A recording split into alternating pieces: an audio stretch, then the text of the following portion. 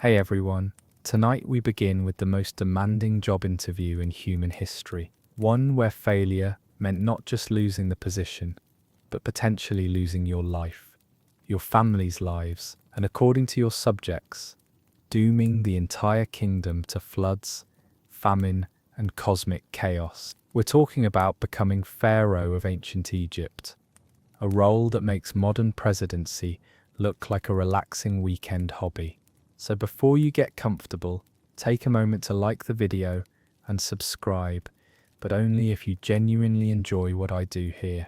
And let me know in the comments where you're tuning in from and what time it is for you. It's always fascinating to see who's joining us from around the world. Now dim the lights, maybe turn on a fan for that soft background hum, and let's ease into tonight's journey together. Picture this: you wake up at dawn, not because you want to, but because the entire machinery of Egyptian civilization literally cannot function without your personal approval on everything from trade agreements to temple construction to whether the Nile flood predictions are accurate enough to base the kingdom's survival on. And here's the thing that would break most of us immediately. There's no training period, no orientation week, no shadowing the previous pharaoh to learn the ropes. The moment the previous pharaoh dies, you are expected to be the living embodiment of Horus, keeper of Maat, and the sole bridge between the mortal world and the realm of the gods. No pressure, right? Except the pressure is literally cosmic in scale. Your day begins before sunrise, with a ritual that would exhaust most people before breakfast and leave them questioning their life choices. You're not just getting dressed, you're being transformed from a human being into a divine avatar through a ceremony that takes hours and involves dozens of priests, each with specific roles in ensuring you don't accidentally doom Egypt by putting on the wrong ceremonial beard or holding the crook and flail at an improper angle. The weight of the double crown alone, that iconic combination of the white crown of Upper Egypt and the red crown of Lower Egypt, would give you a splitting headache within minutes. These weren't lightweight ceremonial pieces made for comfort.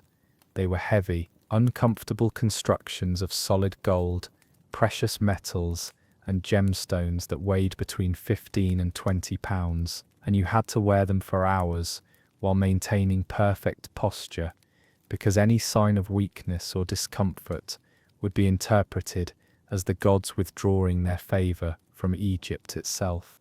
The morning dressing ritual is an endurance test, disguised as divine preparation, and it's designed to break anyone who isn't completely committed to the role. First, you're awakened at 4 a.m. by priests who begin chanting prayers that must be recited in perfect unison. Get one word wrong, and they start over from the beginning. Your body is washed with water that's been blessed by 7 different priests and mixed with oils imported from Lebanon at enormous expense. Oils that cost more than most people earned in a lifetime, and that sting your skin because they're loaded with frankincense and myrrh that cause allergic reactions in many people. Then comes the makeup, because pharaohs wore elaborate cosmetics that weren't just for show, but were believed to provide spiritual protection against evil spirits and hostile magic.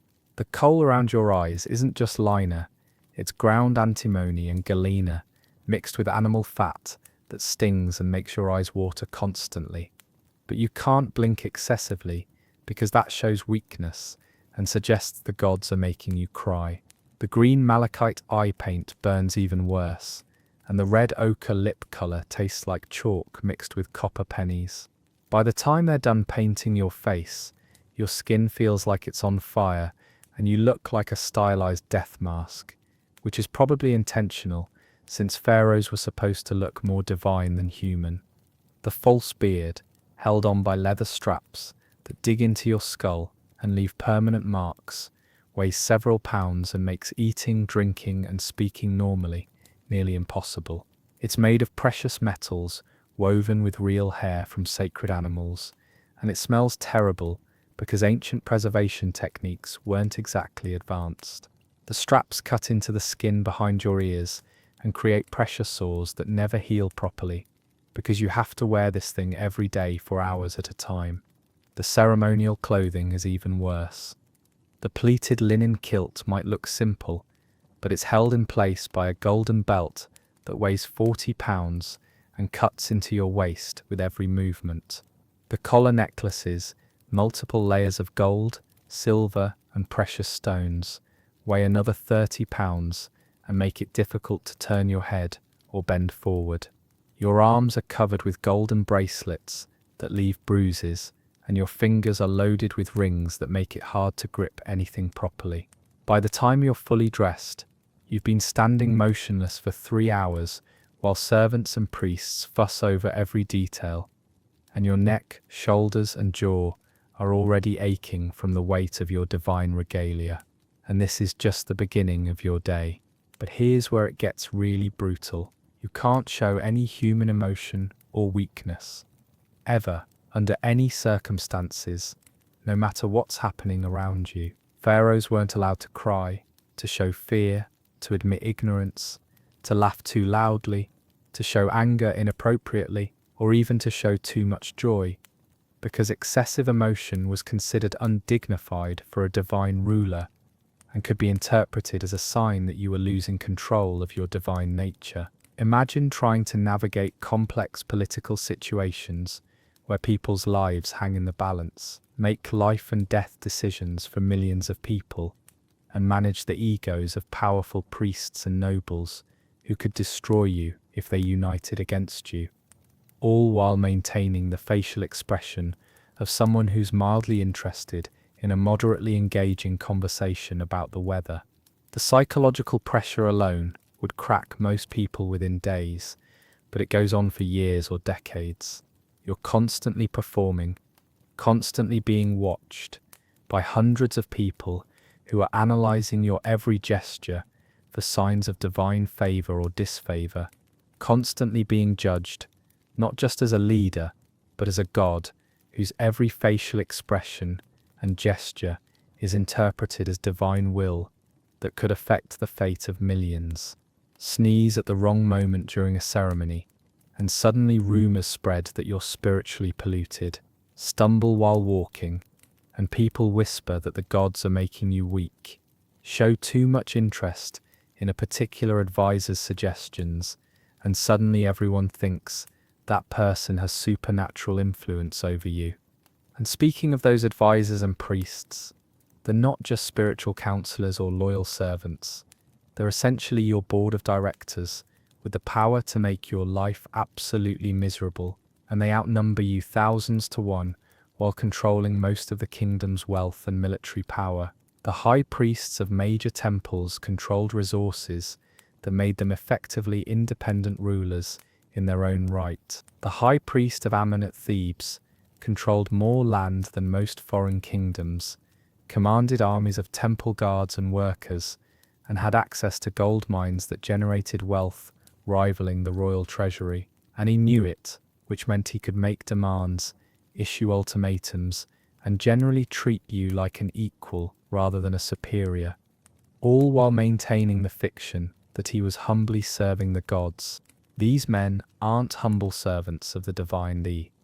They're politicians, economists, military commanders, and power brokers wrapped in religious authority and backed by centuries of tradition that makes them nearly untouchable. They're constantly testing you, looking for signs that you're not fulfilling your divine duties properly according to their interpretation.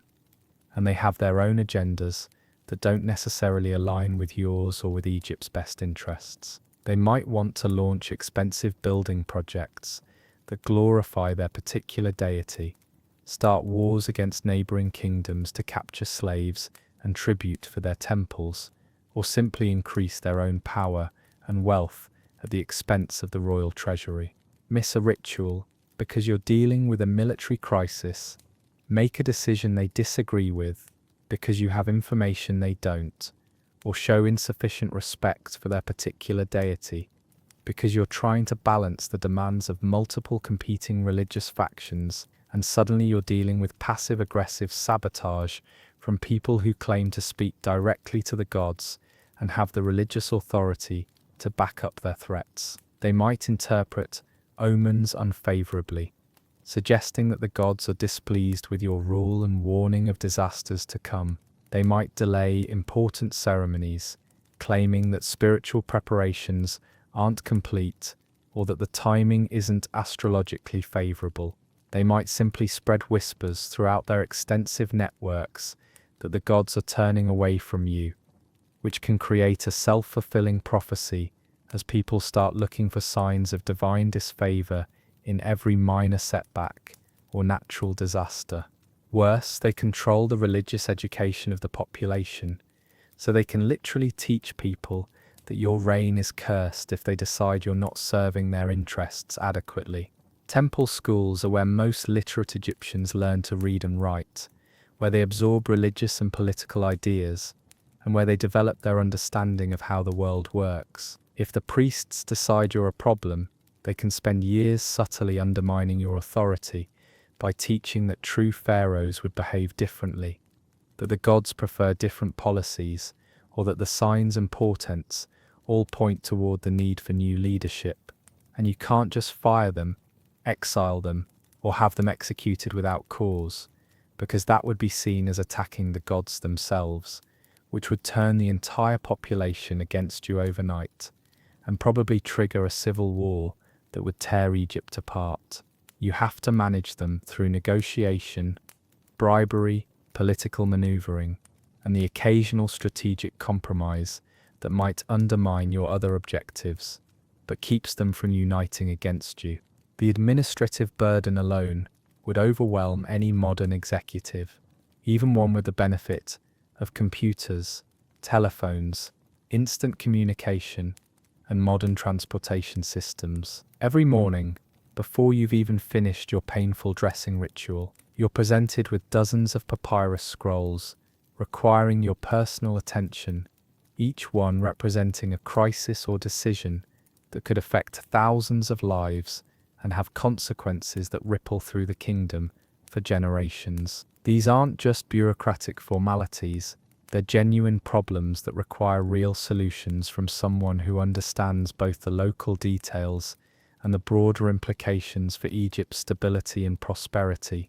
Tax collection disputes from gnome governors who are essentially running their own kingdoms within your kingdom and constantly trying to cheat the central government out of revenue while maintaining plausible deniability. These regional leaders control their own armies, their own trade relationships, and their own sources of income, which means they can afford to be defiant if they think they can get away with it. Reports of bandits in the desert, who might be foreign raiders probing your defenses, domestic rebels angry about tax policies or military conscription, or just desperate people driven to crime by drought, flood, or economic hardship. And you need to figure out which is which before deciding whether to send the army, negotiate a settlement, or address underlying economic problems.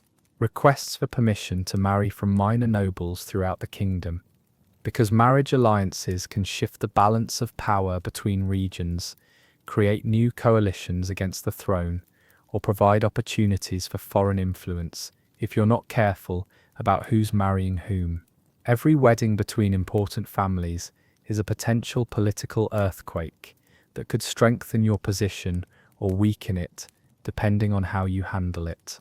Diplomatic correspondence from foreign kingdoms arrives constantly, much of it in languages you may not speak fluently, dealing with trade agreements that affect Egypt's access to essential resources like cedar wood for construction, silver for currency, horses for the military, and exotic goods that keep the nobility happy and loyal to your rule.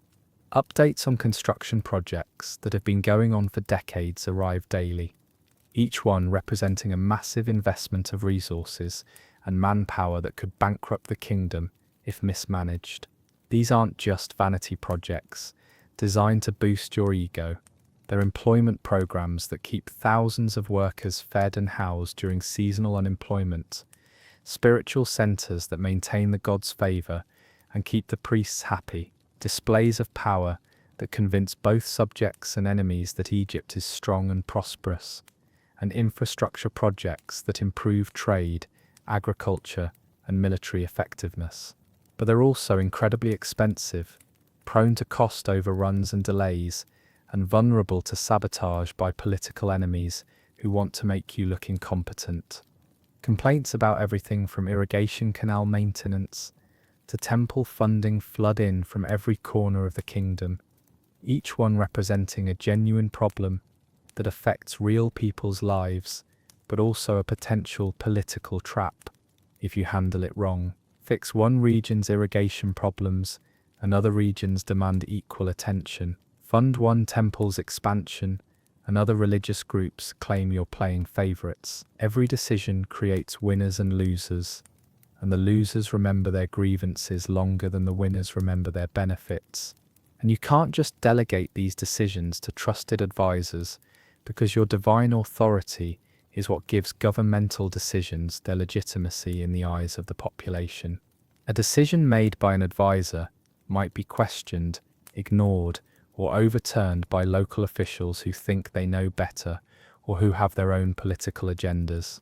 But a decision bearing your personal seal is literally backed by the power of the gods, which means you're personally responsible for every judgment call, every policy decision, and every administrative detail that affects the kingdom. Get something wrong, and people don't just think you're a bad administrator.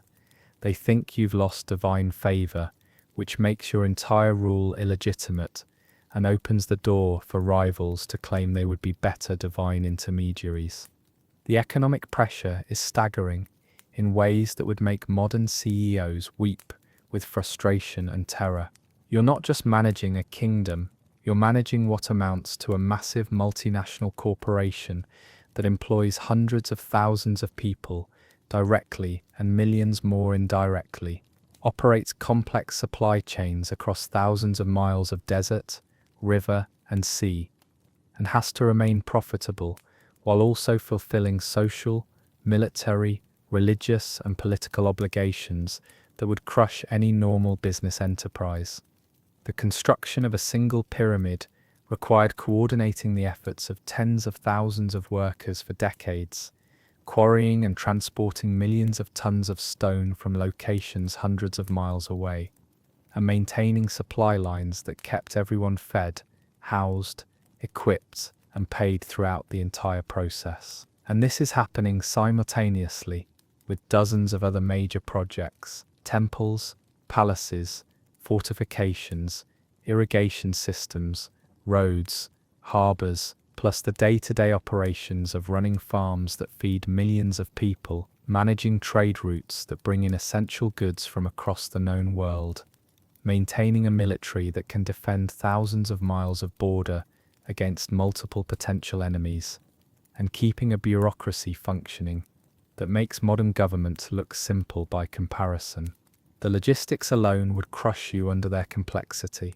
Moving a single obelisk from the quarries at Aswan to a temple in Memphis required months of planning, specially built barges that could handle 100-ton loads without sinking or breaking apart, teams of engineers to figure out how to transport something that size through river channels that might be too shallow during low water or too turbulent during flood season, and backup plans for everything that could go wrong during a journey that covered hundreds of miles through potentially hostile territory. And you're managing dozens of these projects simultaneously, each one representing a massive investment of resources and manpower that could bankrupt the kingdom if it fails or falls behind schedule.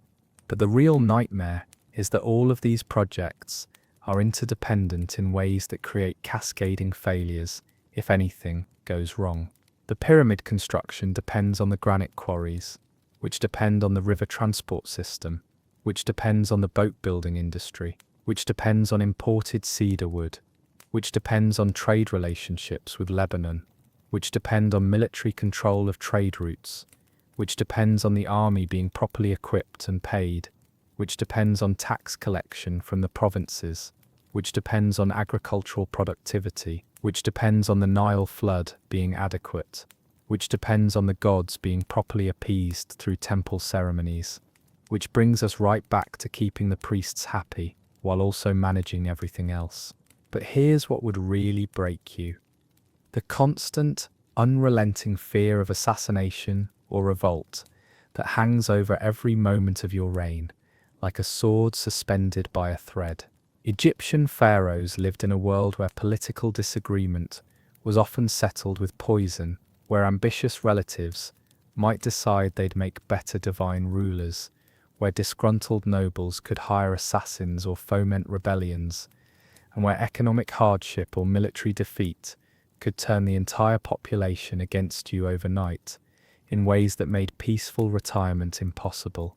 Your food is tasted by servants before you eat it, but even they might be compromised by bribes, threats against their families, or simply the promise of advancement under a new regime. Every meal is a potential death sentence, every drink a possible poisoning, every bite a roll of the dice, and the testing system isn't foolproof.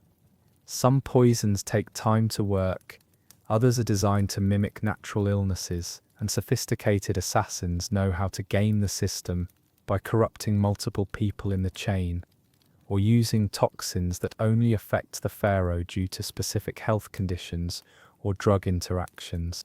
Your sleeping chambers are guarded by people whose loyalty you can never be entirely certain of, because everyone around you has a price and foreign kingdoms have deep pockets, long reach, and excellent intelligence networks.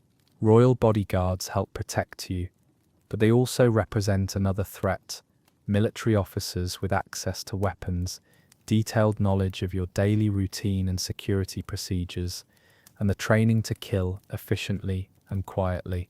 They might decide that a different pharaoh would be more generous to the army, more aggressive in foreign wars that could bring loot and glory, or simply more competent at managing the kingdom's affairs. Every public appearance carries the risk that someone in the crowd might decide that your death is the solution to whatever problems they're facing, whether that's economic hardship, military conscription, religious disputes, or just personal grievances against the government. And you can't just hide in the palace, because pharaohs are expected to appear at religious festivals, military ceremonies, diplomatic receptions, and public works dedications. The people need to see their god-king regularly to maintain their faith in the system, but every appearance is a security nightmare that could end your reign permanently. Your own family represents the greatest danger of all, because they're the people with the strongest claim to replace you, the most detailed knowledge of your vulnerabilities and daily routines, and the best access to your private spaces where security is necessarily relaxed. Royal succession in Egypt wasn't always clear-cut, and ambitious princes, princesses, queens, and other relatives had both the motive and opportunity to arrange convenient accidents. Family dinners become exercises in paranoia, family conversations become potential intelligence gathering, and family relationships become political calculations rather than emotional bonds. The religious responsibilities are absolutely crushing in ways that would overwhelm even the most devout modern religious leader who had nothing else to worry about. You're not just the political leader, you're the chief priest of every major deity in the Egyptian pantheon, and each god has specific requirements, festivals, and rituals that must be performed with perfect precision at exactly the right times according to complex calendars that track lunar cycles, solar years, star positions, and Nile flood patterns simultaneously. Miss the timing on a festival to Isis, and the priestesses start whispering that the goddess has turned her face away from Egypt, which could lead to problems with women's fertility, agricultural productivity, and magical protection against enemies. Perform a ritual to Rab incorrectly, and suddenly every drought, flood, disease outbreak, or crop failure is blamed on your spiritual inadequacy, which undermines your political authority and gives your enemies ammunition to use against you.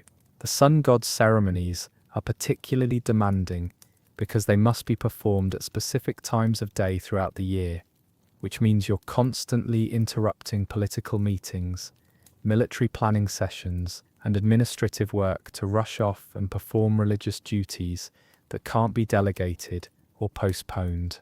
You have to memorize hundreds of different ceremonies, each with its own complex sequence of prayers that must be recited in archaic language, offerings that must be prepared according to ancient recipes and presented in specific orders, ritual actions that must be performed with precise timing and movements, and sacred objects that must be handled in particular ways to avoid spiritual pollution. The festival of Opet alone requires weeks of preparation involving thousands of participants, days of continuous ceremonies where you must appear in public and interact with crowds while maintaining divine dignity, and rituals that last for hours while wearing heavy ceremonial clothing in the Egyptian heat that can reach 120 degrees Fahrenheit.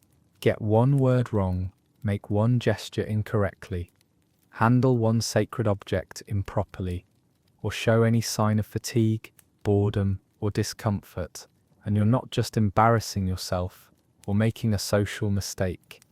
You're potentially bringing divine wrath down on the entire kingdom in the form of natural disasters, military defeats, economic collapse, or plague outbreaks that could kill thousands of people.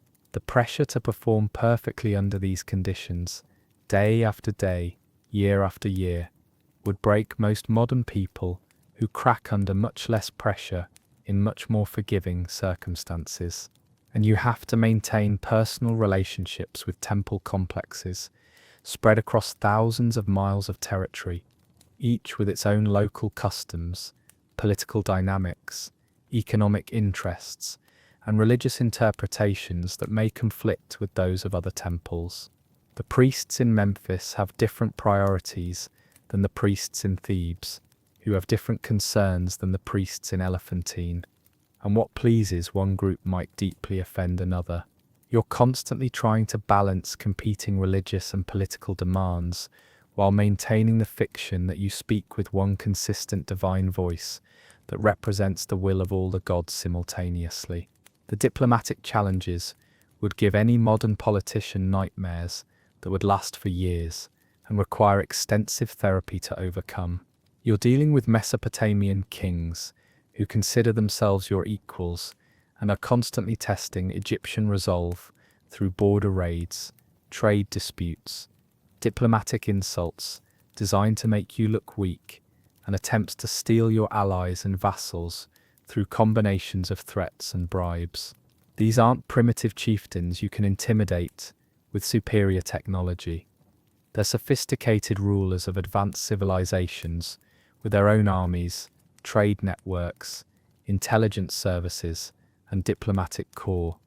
The Hittite Empire to the north is a constant military threat with iron weapons that are superior to your bronze ones, military tactics that have proven effective against Egyptian armies, and kings who are constantly trying to expand southward into territories you consider essential to Egypt's security and prosperity. Every interaction with Hittite diplomats carries the potential for misunderstandings that could trigger wars costing thousands of lives and enormous amounts of resources, but you can't just ignore them because they're too powerful and too close to Egyptian territory. Nubian rulers to the south control the gold mines that fund your kingdom and provide the wealth necessary to maintain your army, bureaucracy, and building projects. Plus, the ivory, exotic animals, and luxury goods that keep your nobility happy and loyal. But they're not passive trading partners. They're independent kingdoms with their own political agendas, military capabilities, and economic interests that might not align with Egypt's. They might decide they'd prefer to keep those resources for themselves rather than trading them for Egyptian grain and manufactured goods. Or they might make deals with Egypt's enemies that could cut off essential supply lines. Local governors throughout Egypt are essentially running their own mini-kingdoms and need constant management to prevent them from declaring independence, making unauthorized deals with foreign powers, or simply ignoring royal commands when they find them inconvenient. These aren't just administrative officials following orders from the capital, they're regional power brokers with their own armies, their own sources of revenue, their own family connections and political networks, and their own ambitions that may not include remaining loyal to the Pharaoh indefinitely.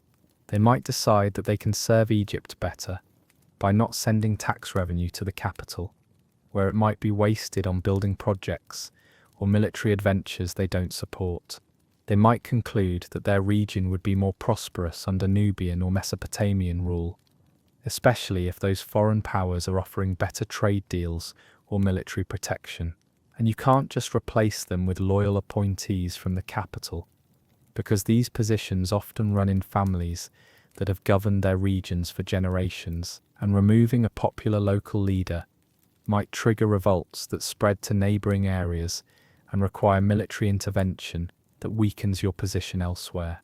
The physical demands are brutal in ways that would hospitalize most modern people within weeks and leave them with permanent injuries that would affect them for the rest of their lives. You're expected to lead military campaigns personally, which means months in the desert, dealing with temperatures that reach 120 degrees Fahrenheit during the day and drop below freezing at night, sandstorms that strip skin from exposed areas and fill your lungs with grit that causes permanent respiratory damage, and the constant threat of ambush from enemies who know the terrain better than you do and can disappear into landscape that offers no shelter or water for pursuing forces, all while wearing ceremonial armor that's more about looking divine than providing actual protection against arrows, spears, or sword strikes. The golden breastplates and decorative helmets are heavy, uncomfortable, and actually dangerous in combat because they reflect sunlight in ways that make you an obvious target and restrict movement in ways that could get you killed.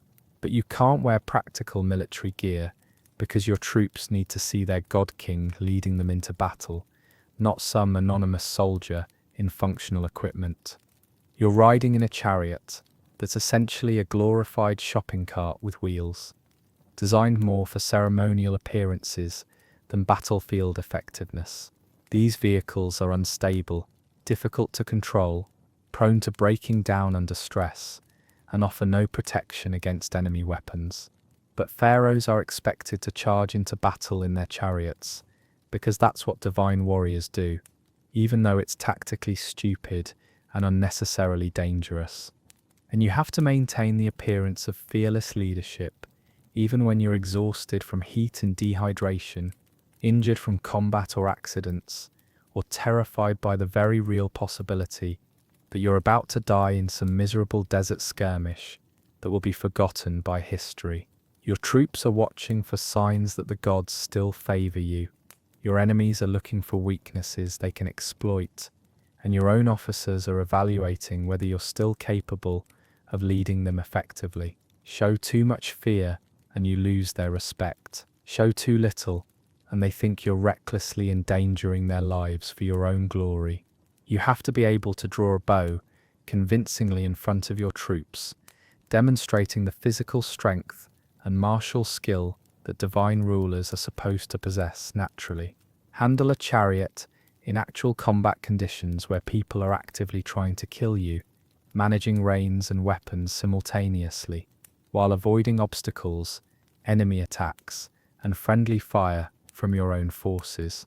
Project physical strength and courage even when every muscle in your body is screaming for rest, when you're suffering from heat exhaustion or dehydration, when you're injured, sick, or simply terrified by the chaos and brutality of ancient warfare.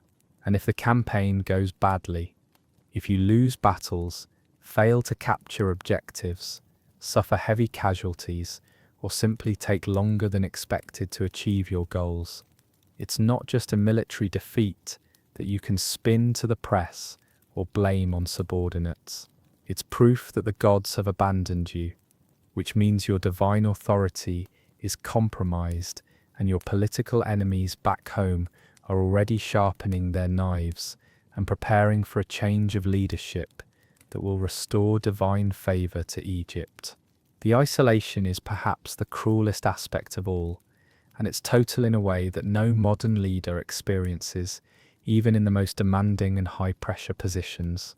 You can't have real friends because everyone around you has an agenda, needs something from you, or represents a potential threat to your safety or political position.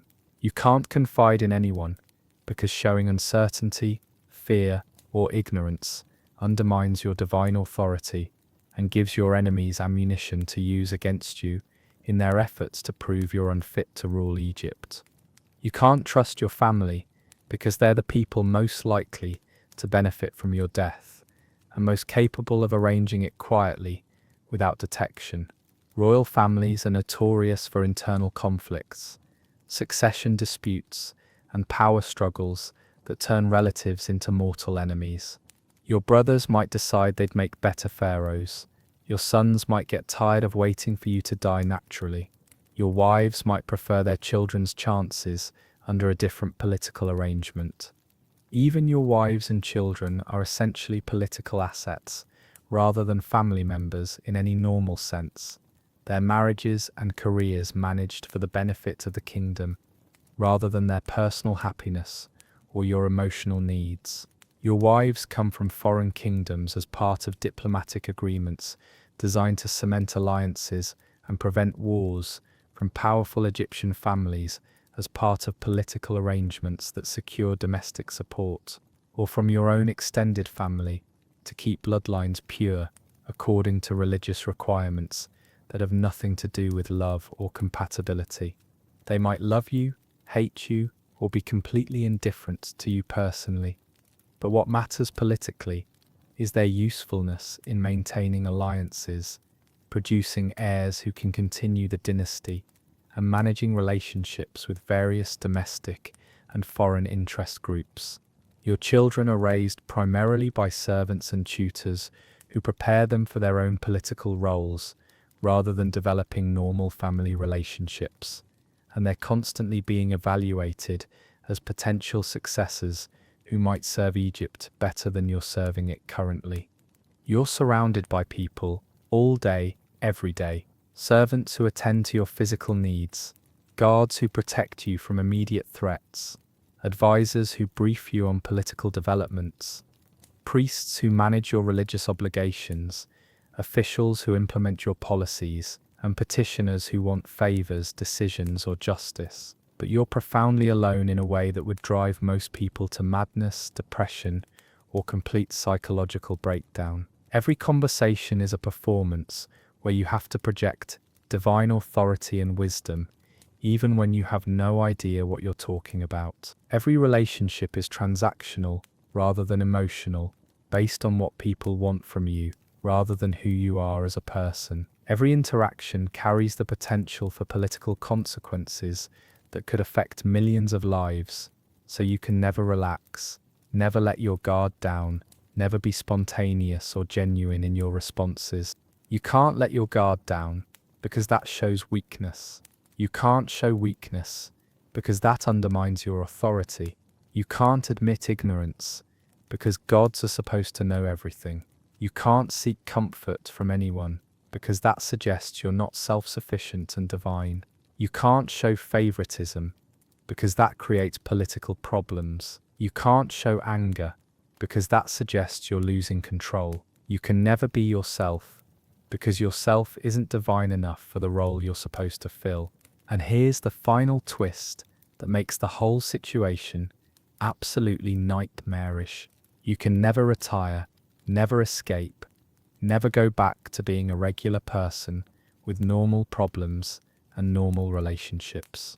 Modern leaders can leave office, write memoirs that make them wealthy, give speeches for ridiculous amounts of money, start foundations that let them continue influencing policy without daily responsibility, and fade into private life where they can have friends, hobbies, and personal relationships that aren't based on political calculations. Pharaohs rule until they die, and even death doesn't end their responsibilities, because their successful journey to the afterlife is considered essential for Egypt's continued prosperity. The pressure to build an adequate tomb, prepare proper grave goods, and ensure the correct mummification procedures are followed adds another layer of stress to an already impossible job that never ends even when you're dead. Your tomb isn't just your final resting place. It's a massive construction project that employs thousands of people for decades, costs enormous amounts of money that could be used for other purposes, and serves as both a symbol of your power and a guarantee of your posthumous effectiveness as a divine intermediary between Egypt and the gods. Get it wrong, and you might not achieve proper divine status after death, which means Egypt loses its connection to the divine realm and falls into chaos, famine, and foreign conquest. The pressure is so intense that some pharaohs spent more time, energy, and resources planning their deaths than managing their kingdoms during their lives, turning their reigns into extended funeral preparations that bankrupted the treasury and left their successors with impossible problems to solve.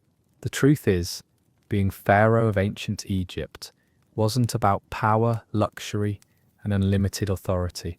It was about being crushed under the weight of impossible expectations while trying to hold together a civilization that could collapse at any moment if you made the wrong decision, offended the wrong people, or simply failed to maintain the impossible balance between competing demands that no human being could reasonably be expected to manage successfully. The physical discomfort, psychological pressure, political danger, spiritual responsibility, economic complexity, diplomatic challenges, military demands, and complete isolation would break most modern people within hours, let alone days, years, or decades. Most of us wouldn't last until lunch before cracking under the pressure, breaking some crucial protocol, offending a powerful priest, making a diplomatic blunder that triggers a war, or simply being overwhelmed by the sheer scope of responsibilities that came with claiming to be a living god in a world where the gods were held responsible for everything from the flooding of the Nile to the movement of the stars across heaven.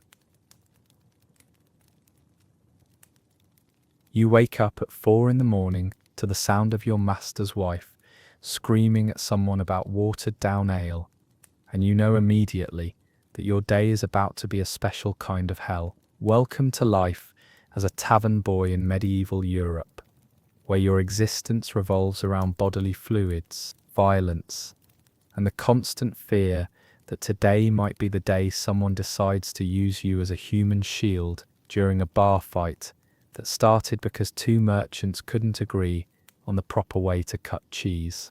Your first task, before you're even fully awake, is to stumble down to the cellar and check whether the rats have gotten into the grain stores overnight. Not because anyone particularly cares about the rats, they're basically permanent residents at this point, but because you need to know how much rat droppings you'll be sifting out of today's bread flour. The cellar smells like a combination of sour beer, rotting vegetables, and something that died behind the ale barrels 3 weeks ago that everyone's too afraid to investigate. You're feeling around in the dark because candles cost money and tavern boys don't deserve light, apparently, when your hand touches something warm and squishy that definitely wasn't there yesterday. Congratulations, you've just discovered that the tavern cat has left you a present, a half-eaten rat that's still twitching. This is actually good news, because it means the cat is doing its job, but it's also bad news, because now you have to clean up decomposing rodent while trying not to vomit on the grain sacks. You've developed an iron stomach over the years, but even you have limits, and discovering mystery meat at 4 a.m. pushes those boundaries. By the time you've dealt with the rat situation and hauled the day's supply of ale barrels up from the cellar, each one weighing about as much as a small horse, the sun is starting to rise and the first customers are already banging on the door. These aren't cheerful morning people grabbing coffee before work. These are men who never actually went home last night and are looking for something to cure the hangover from their previous drinking session. They smell like a combination of stale alcohol, unwashed bodies, and poor life choices, and they're about as pleasant to deal with as you'd expect. Your master, Willem the tavern keeper, emerges from his room looking like death warmed over, and immediately starts yelling at you about everything you haven't done yet, despite the fact that you've been working for 2 hours already. This is normal. Willem's business model seems to depend on keeping you in a constant state of terror and exhaustion, presumably because happy employees might start thinking they deserve things like adequate food or time to sleep. The tavern itself is architectural nightmare that violates every modern safety code in ways that would make building inspectors weep. The floors are uneven wooden planks that have absorbed decades of spilled ale, vomit, blood, and other fluids you prefer not to identify. They're permanently sticky and make squishing sounds when you walk on them, especially in the corners where the cleaning never quite reaches. The walls are stained with smoke from the fireplace that doesn't draw properly, creating a permanent haze that makes everyone's eyes water and turns the air into something you chew rather than breathe. The ceiling is low enough that tall customers regularly knock themselves unconscious on the exposed beams, which would be funnier if you weren't the one responsible for cleaning up the blood afterward. There are gaps between the floorboards upstairs where liquid regularly drips down onto the customers below, and you've learned not to ask what kind of liquid it is, because the answers are always disturbing. The whole building leans slightly to one side in a way that makes newcomers nervous and regulars philosophical about the inevitability of death. Your official job title is tavern boy, but your actual responsibilities include bartender, waiter, cook, cleaner, bouncer, entertainer, spy, messenger, debt collector, and human lightning rod for customer complaints. You're also the designated victim when fights break out, because apparently there's an unwritten rule that tavern boys are fair game during any violence that doesn't directly involve them. You've been punched, kicked, had furniture thrown at you, been used as a human shield, and once memorably had someone try to stuff you into a barrel because they thought it would be funny. The customers fall into several distinct categories, each with their own special ways of making your life miserable. There are the merchants, who treat you like a combination of servant and entertainment, while complaining about everything from the quality of the ale, to the temperature of the room, to the fact that other customers exist.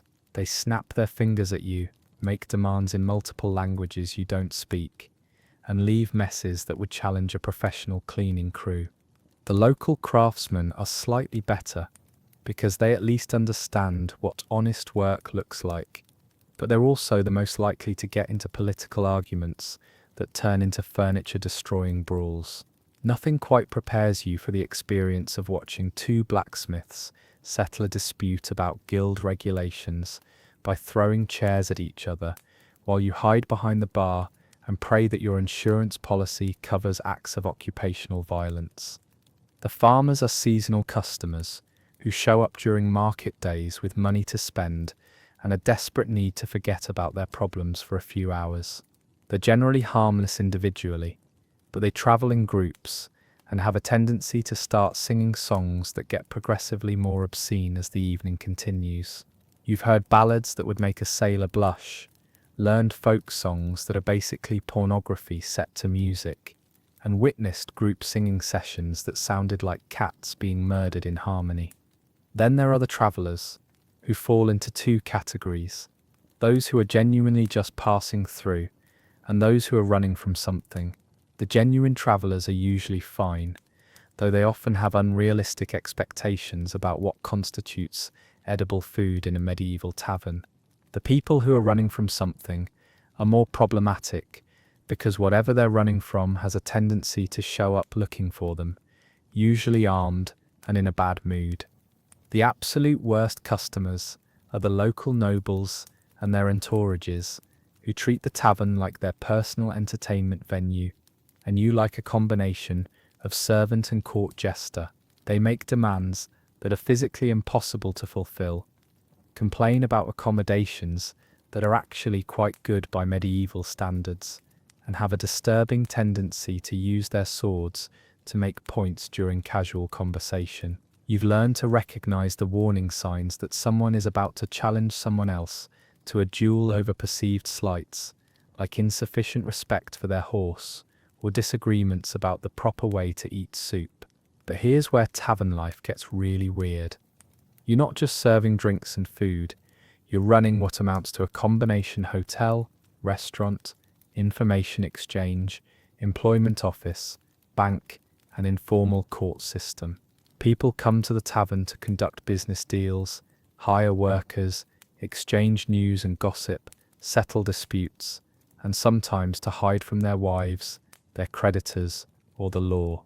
You end up knowing everyone's business, whether you want to or not, which makes you valuable to some people and dangerous to others. The information you overhear while serving drinks could start wars, end marriages, or make fortunes depending on who you tell and how much they're willing to pay for it. Merchants discuss trade routes and cargo manifests that would interest bandits. Nobles complain about political situations that could be useful to their enemies. Craftsmen reveal business secrets that their competitors would kill for. And everyone, absolutely everyone, eventually gets drunk enough to confess things they would never say sober. This puts you in the impossible position of being everyone's confidant and no one's friend. People tell you things because they need to tell someone, and you're convenient, but they also resent you for knowing their secrets and fear what you might do with that information. You're simultaneously invisible and highly visible, trusted and suspected, essential and expendable. The food situation is a constant source of stress that would horrify anyone accustomed to modern hygiene standards. Your kitchen is a small room adjacent to the main tavern area, equipped with a fireplace that serves as both cooking surface and heat source, a few wooden tables that double as cutting boards and serving areas, and storage areas that are in a constant battle with rodents, insects, and mold. Refrigeration doesn't exist, so everything has to be used quickly or preserved through salting, smoking, or pickling processes that don't always work perfectly. You're cooking with ingredients of questionable freshness, using methods that would violate every food safety regulation ever written. The meat comes from sources you prefer not to investigate too closely, especially when it arrives at prices that seem too good to be true. The vegetables are often partially rotten, requiring you to cut away the bad parts and hope that the remaining portions won't kill anyone. The grains are full of chaff, dirt, and the occasional dead insect that you fish out with your fingers because medieval food preparation is not a sterile process. But somehow you have to turn these dubious ingredients into meals that customers will not only eat but pay for, using nothing but fire, basic seasoning, and whatever cooking skills you've managed to develop through trial and error. You've learned to make stews that disguise the taste of meat that's gone slightly off, bread that masks the flavour of grain that's been contaminated with mouse droppings, and ale that's strong enough to kill bacteria while still being technically drinkable. The brewing process is particularly challenging because ale is the primary beverage for most customers. Water is often unsafe to drink, and wine is expensive and not always available. You're responsible for maintaining the fermentation process, which involves monitoring temperature, timing, and ingredients in ways that determine whether your customers get pleasantly drunk or violently ill. Get the process wrong, and you might accidentally poison half the town, which would be bad for business and probably result in you being beaten to death by angry relatives. Your living situation is about what you'd expect for someone at the bottom of the medieval social ladder. You sleep in the tavern's attic, sharing space with stored supplies, seasonal decorations, and whatever wildlife has decided to make the building their home. Your bed is a straw mattress that you share with fleas, lice, and the occasional rat that wanders up from the lower levels. The straw needs to be changed regularly, but straw costs money, and your master is not generous with employee benefits. The attic is hot in summer, cold in winter, and always filled with smoke from the fireplace below that doesn't quite make it out the chimney. You can hear everything that happens in the tavern through the floorboards, which means you rarely get uninterrupted sleep, because taverns operate on schedules that have nothing to do with normal human circadian rhythms. Someone is always arriving late, leaving early, or making noise that keeps you awake when you desperately need rest. Your clothing consists of whatever worn-out garments your master provides, supplemented by items you can afford to buy or trade for when you manage to save a few coins. Everything you own smells permanently of smoke, ale, and kitchen grease, no matter how often you wash it. Personal hygiene is a luxury you can barely afford. Soap is expensive, hot water requires time and fuel to prepare, and privacy for bathing is nearly impossible to find. But the social dynamics are the most complex part of tavern life, because you're operating at the intersection of multiple social classes and interest groups that normally don't interact directly. You have to be respectful to nobles while remaining approachable to commoners, knowledgeable about local affairs while maintaining neutrality in disputes, and trustworthy with secrets while being entertaining enough to encourage people to keep drinking and spending money. The sexual politics are particularly complicated and dangerous. Taverns have reputations as places where moral standards are relaxed, which means you're constantly dealing with customers who assume that hospitality extends to services you're not prepared to provide. You have to deflect unwanted advances without offending paying customers, maintain professional relationships with serving wenches who may or may not be prostitutes, depending on the evening and their financial needs, and navigate the complex dynamics between married customers and their various romantic interests. Women in taverns exist in a weird social space where they're simultaneously more free than they would be in other contexts, and more vulnerable to exploitation and violence. Female customers are rare and usually accompanied by male relatives or business associates, but serving women are part of the tavern ecosystem and subject to constant harassment, proposition, and worse. You're expected to protect them when possible, while not interfering with customer satisfaction, which creates impossible situations where any action you take will anger someone. The legal situation is equally complex, because taverns exist in a grey area between legitimate business and criminal enterprise. You're serving alcohol to people who then make decisions that affect their families, their work, and their communities. But you're not responsible for those consequences, even though everyone will blame you when things go wrong. You're hosting gambling that may or may not be legal, depending on local regulations and who's currently in charge of enforcement. You're providing meeting space for business deals that might involve smuggling, tax evasion, or other activities that authorities would disapprove of if they knew the details. When fights break out, and they always break out, you're responsible for minimizing damage to the property while not getting killed in the process. Medieval bar fights aren't like movie bar fights, where people throw a few punches and then shake hands. These are potentially deadly encounters involving knives, clubs, farming tools, repurposed as weapons, and occasionally actual swords wielded by drunk people who have no business handling sharp objects. You've learned to recognize the warning signs that violence is about to erupt and develop strategies for survival that would be useful in modern combat zones. Hide behind solid furniture that can stop thrown objects. Stay away from corners where you might get trapped. Keep track of exits in case you need to run. Know which customers are likely to protect you and which ones will use you as a human shield. And always remember that your life is worth less than the tavern's furniture in your master's accounting system. The economic reality is that you're working for subsistence wages in an industry that operates on razor-thin profit margins and depends on customers who may not have money to pay their bills.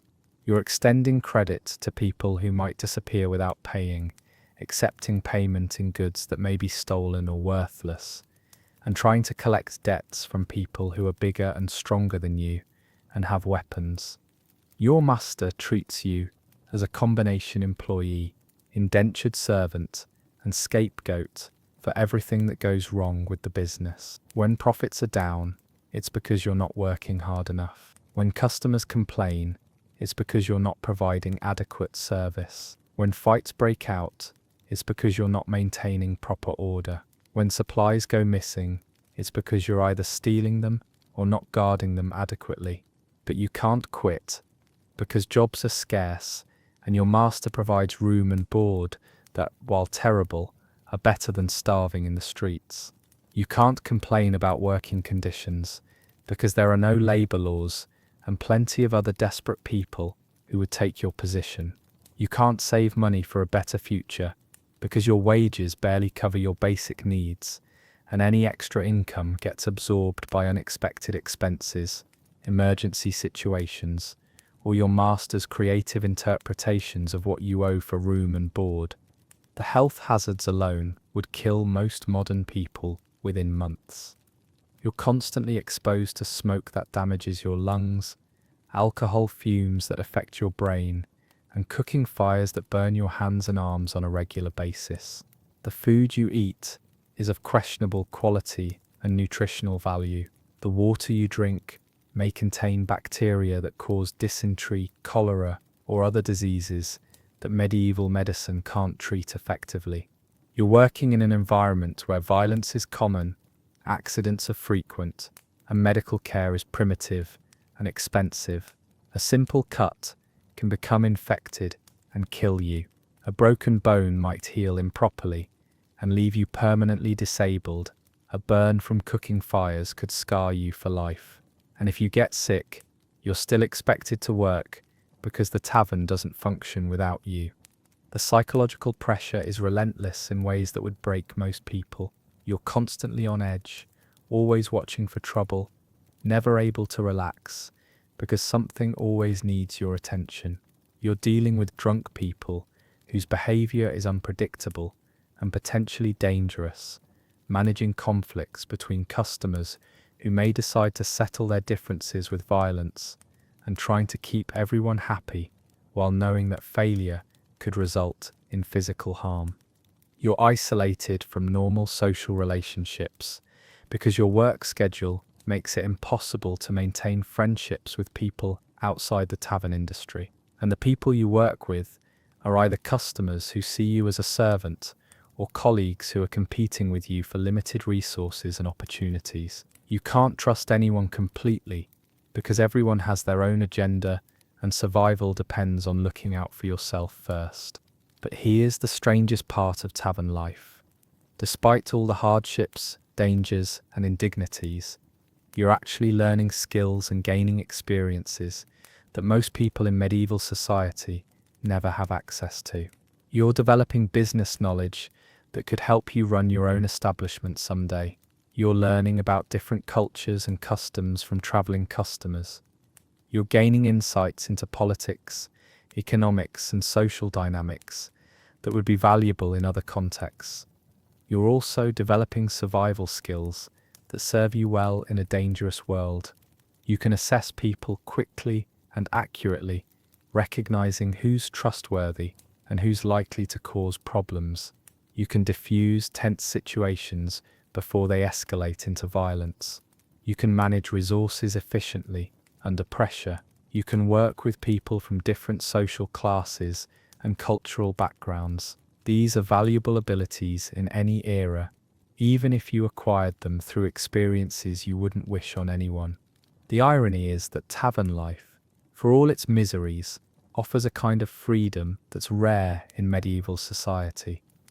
You see more of the world than most people, meet more diverse groups of individuals, and learn more about human nature than someone locked into a single social class or geographic location.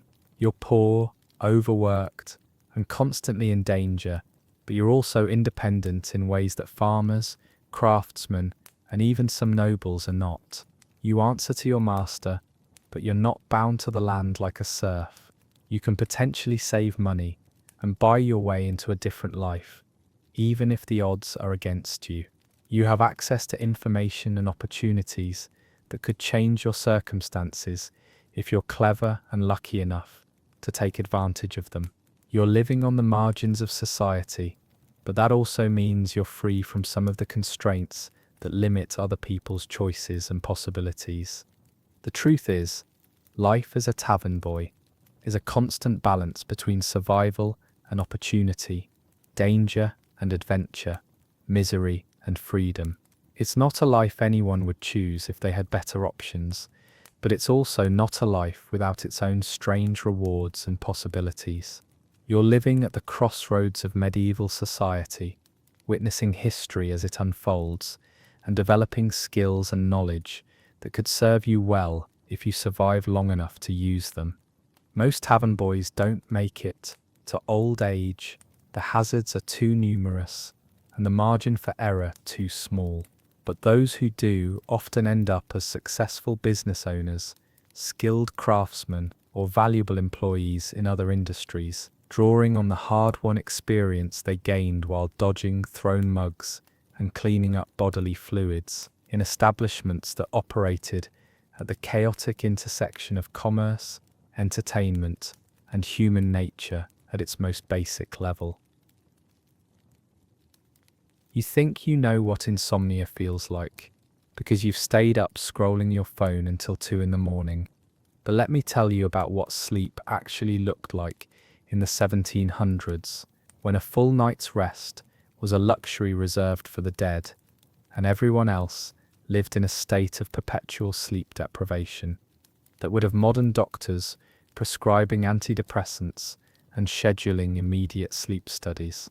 It's 9 o'clock at night in colonial Philadelphia, and you're already preparing for bed because darkness means it's time to sleep, whether you're tired or not. Candles are expensive, oil lamps are dangerous, and staying up late is both costly and potentially fatal in a world where fire hazards are everywhere, and emergency services consist of your neighbours forming a bucket brigade if they feel like helping.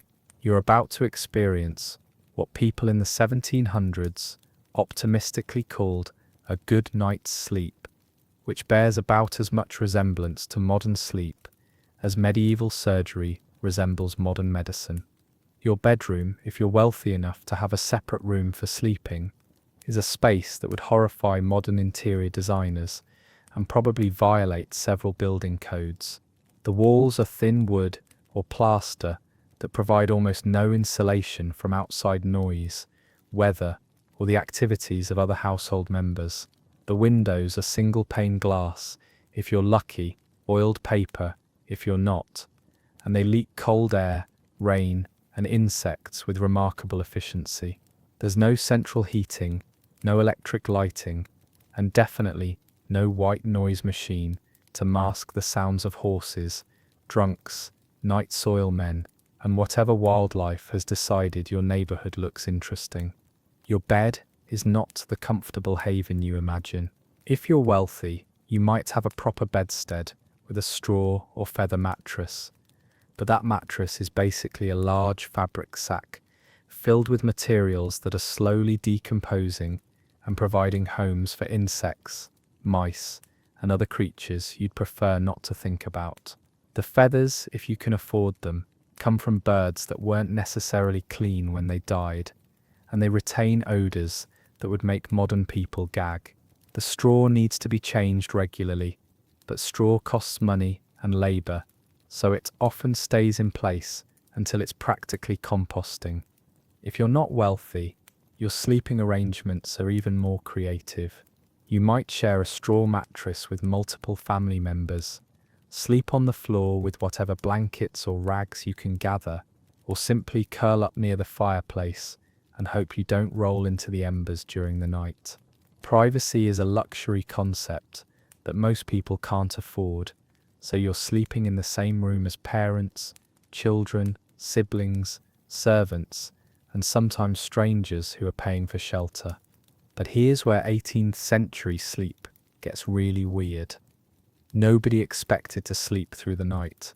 The idea of 8 hours of continuous unconsciousness would have seemed unnatural and possibly unhealthy to people who lived by different rhythms and had different understandings of how human bodies worked. Instead, people practiced what historians call segmented sleep, or first and second sleep, which sounds quaint and natural until you realize it was driven by practical necessities that would make modern life impossible. You fall asleep shortly after dark, sometime between 8 and 9 o'clock, not because you're particularly tired, but because there's literally nothing else to do once darkness falls. Reading requires expensive candles or oil. Socializing becomes difficult when you can't see faces clearly, and most work becomes impossible without adequate lighting. So you go to bed, not to sleep for 8 hours, but to begin the first phase of a night that will be interrupted multiple times for reasons ranging from practical necessity to sheer terror. The first sleep lasts about 4 hours, taking you from around 9 o'clock until 1 or 2 in the morning. During this time, you're getting the deepest rest you'll experience, but it's not the peaceful slumber of modern sleep aids and comfortable mattresses. You're constantly semi-aware of your surroundings because danger doesn't take breaks. House fires can start from poorly banked embers. Intruders can break in through those flimsy windows. Sick family members might need attention. And various animals, both domestic and wild, might decide your bedroom looks like an inviting place to visit. You wake up around 1 in the morning, not because something's wrong, but because this is normal. This is the period that people called the watching, and it's when a significant portion of the night's actual activity took place. People didn't just lie there waiting for morning dew. They got up and did things, important things, intimate things, weird things that would seem completely bizarre to modern people who view nighttime as exclusively for sleeping. This middle of the night waking period was when married couples had their most private conversations away from the ears of children, servants and extended family members who shared their living spaces during the day. It was when they discussed family finances, made important decisions, shared secrets, and dealt with personal issues that couldn't be addressed when other people were around. It was also when they had sex, because daytime intimacy was often impossible in crowded households where privacy was rare and interruptions were constant. But the watching wasn't just for married couples. Single people used this time for personal reflection, prayer, and activities that required solitude. Students studied by candlelight, scholars wrote letters and worked on projects. Artists created works that needed quiet concentration. People read books, wrote in journals, mended clothing, prepared medicines, and engaged in hobbies that were impossible during the busy daylight hours. Some people used the watching for more practical purposes. They checked on livestock, banked fires to ensure they'd last until morning, prepared food for the next day, or dealt with household maintenance that was easier to accomplish when other family members weren't in the way. Night soil men, the people responsible for removing human waste from urban areas, did most of their work during these early morning hours when fewer people were awake to complain about the smell and mess. The watching was also prime time for illegal or socially disapproved activities. Smugglers moved contraband, lovers met for secret rendezvous, thieves conducted their business, and political conspirators held meetings they couldn't risk during daylight hours. The darkness provided cover for activities that would be impossible or dangerous when performed under public scrutiny. But here's what would really disturb modern people about 18th century nights. The sounds. Cities and towns were never quiet, the way modern suburban areas can be. Horses moved through streets at all hours, their hooves clattering on cobblestones and their harnesses jingling.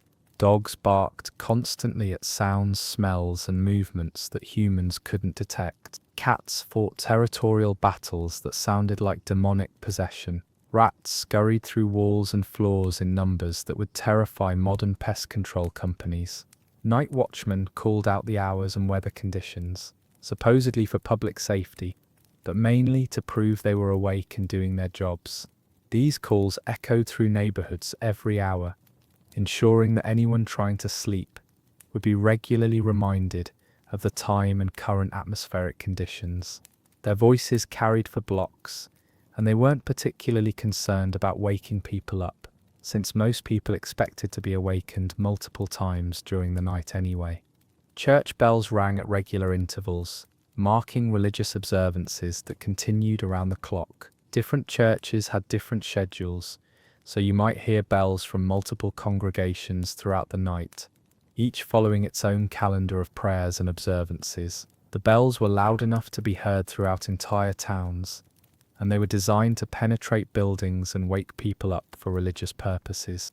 Industrial activities continued through the night in many areas. Mills operated when water levels were appropriate.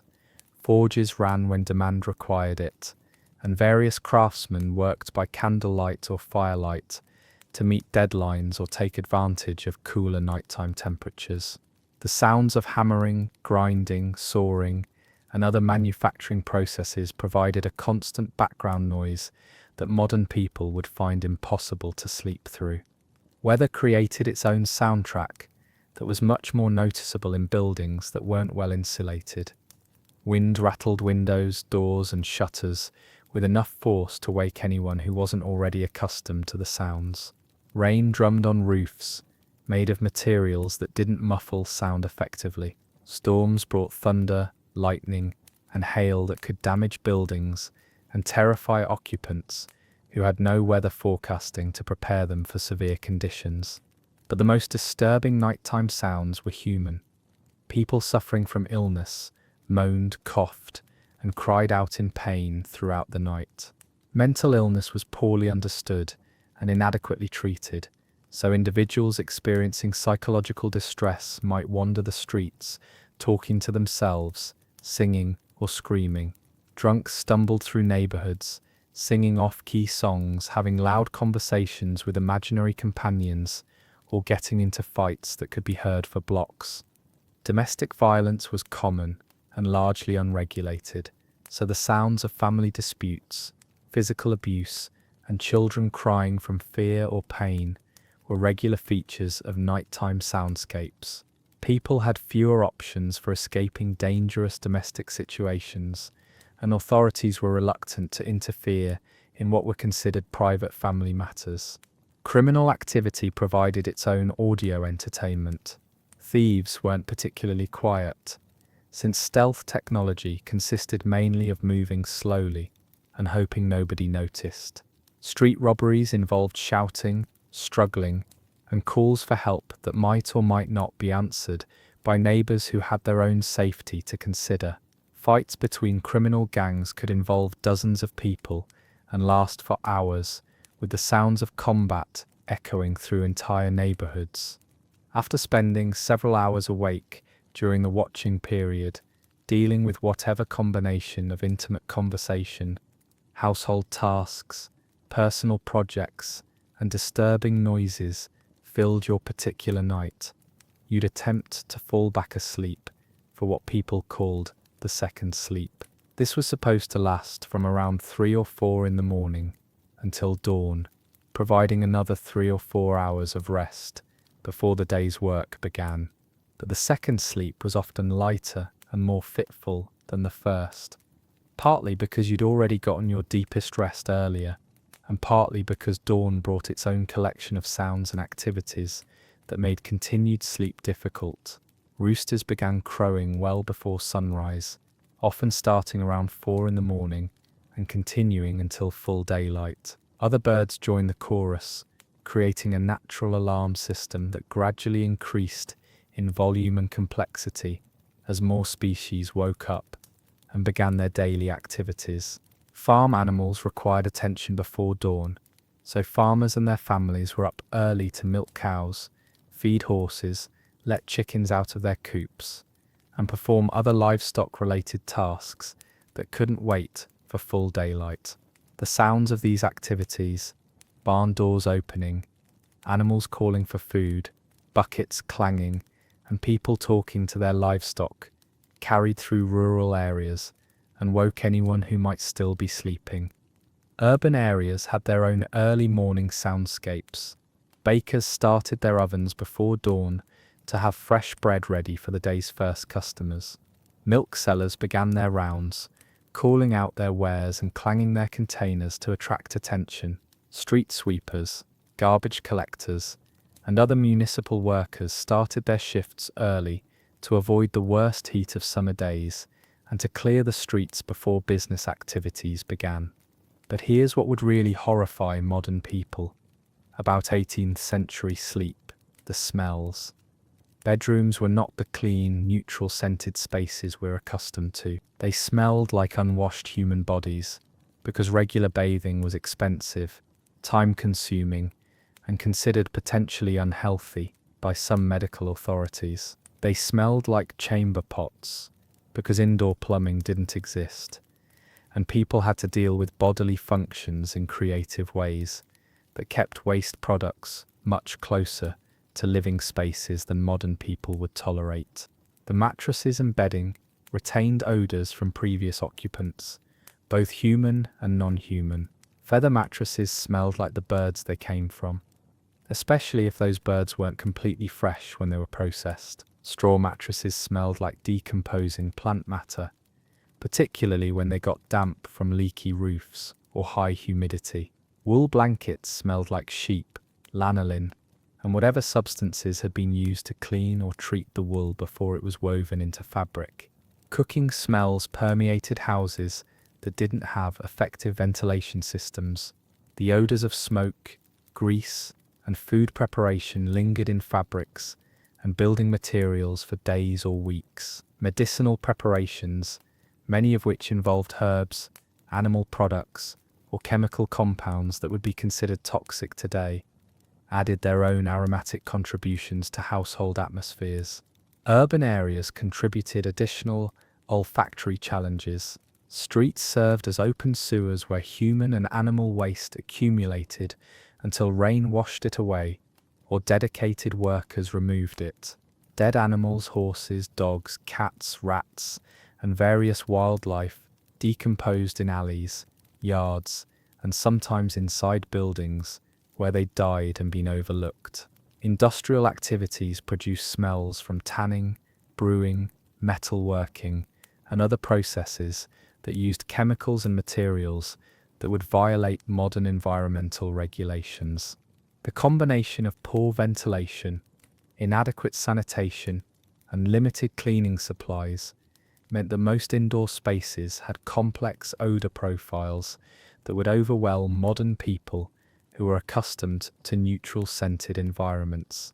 Sleeping in these conditions required either complete adaptation to the smells or a level of exhaustion that made unconsciousness possible despite olfactory assault.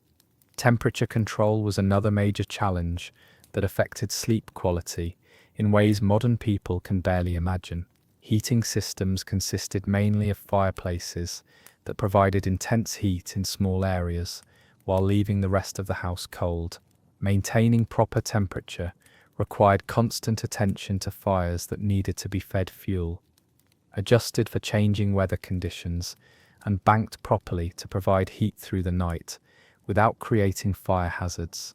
In summer, houses became unbearably hot because there was no air conditioning, limited ventilation, and building materials that absorbed and retained heat throughout the day. Windows could be opened for air circulation, but that also meant insects, noise, dust, and security risks. People sweated through the night, developing heat rashes and dehydration that affected their health and comfort. Winter brought the opposite problem. Houses became so cold that water froze indoors, and people had to sleep wearing multiple layers of clothing under heavy blankets that still might not provide adequate warmth. Bedrooms were often the coldest rooms in the house because heating fuel was expensive and people concentrated their fires in main living areas. You might go to bed warm and wake up with frost on your blankets, wondering if you'd survive until morning. The health implications of 18th century sleep patterns would alarm modern medical professionals. Chronic sleep deprivation was normal and accepted as part of life, but it had consequences that people didn't fully understand. Immune systems weakened by poor sleep made people more susceptible to diseases that were already common and often fatal. Mental health problems were exacerbated by exhaustion that was never properly addressed. Physical injuries healed more slowly, and chronic pain conditions were worsened by inadequate rest. But people also developed coping mechanisms that helped them function despite poor sleep quality.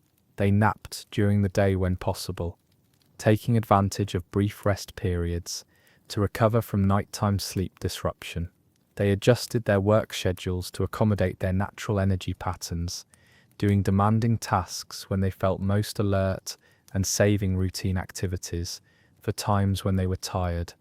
They used alcohol, herbs, and other substances to help them sleep, though these remedies often had side effects that were worse than the original sleep problems. Laudanum, a mixture of opium and alcohol, was a popular sleep aid that was effective but addictive and potentially fatal in incorrect doses. Various herbal preparations promised better sleep, but might also cause digestive problems, allergic reactions, or interactions with other medicines people were taking. The social implications of segmented sleep created opportunities and challenges that shaped 18th century culture in ways we're still discovering. The watching period became a time for activities that were impossible during busy daylight hours, contributing to artistic, intellectual, and personal developments that might not have occurred otherwise. Love letters were written, poems were composed, inventions were conceived, and philosophical insights were developed during quiet nighttime hours, when creative minds could work without interruption. But segmented sleep also created social divisions based on who could afford better sleeping conditions and who had control over their nighttime hours. Wealthy people could invest in more comfortable beds, better heating systems, quieter locations, and servants who handled nighttime disturbances. Poor people slept wherever they could find space, often in conditions that would be considered uninhabitable today. Servants and workers had to be available for their employers' needs throughout the night, disrupting their own sleep patterns to attend to the comfort and requirements of people who could afford to employ them. Children shared beds and rooms with adults, exposing them to activities and conversations that would be considered inappropriate by modern standards, but were normal parts of family life when privacy was impossible. The psychological effects of constantly disrupted sleep created a culture where people were accustomed to functioning while tired, but also where mood disorders, attention problems, and emotional instability were common and often attributed to moral failings rather than sleep deprivation. People developed higher tolerances for discomfort and inconvenience, but they also lived with levels of stress and health problems that modern people would find unbearable. Women faced particular challenges related to sleep and nighttime activities. Pregnancy, childbirth, and infant care disrupted sleep patterns in ways that were compounded by poor nutrition, limited medical care, and social expectations that women should manage household responsibilities regardless of their physical condition. Breastfeeding required nighttime attention that could continue for years, especially in families where children were spaced closely together. Menstruation was managed with cloth rags that were uncomfortable, unsanitary, and required frequent changing throughout the night. Menopausal symptoms were poorly understood and inadequately treated, leaving women to cope with hot flashes, night sweats, and sleep disruption without effective medical support or social understanding. The elderly faced their own sleep-related challenges as aging bodies became less capable of tolerating temperature extremes, uncomfortable bedding, and disrupted sleep patterns. Age-related health problems, arthritis, respiratory issues, digestive problems were exacerbated by poor sleep quality and inadequate medical care. Many elderly people simply accepted that sleep would become increasingly difficult and uncomfortable as they aged, with little hope for improvement. But perhaps the most alien aspect of 18th century sleep culture was the social acceptance of its limitations and problems. People didn't expect sleep to be comfortable, uninterrupted, or refreshing in the way modern people take for granted. They developed different standards for what constituted adequate rest and different strategies for coping with chronic tiredness.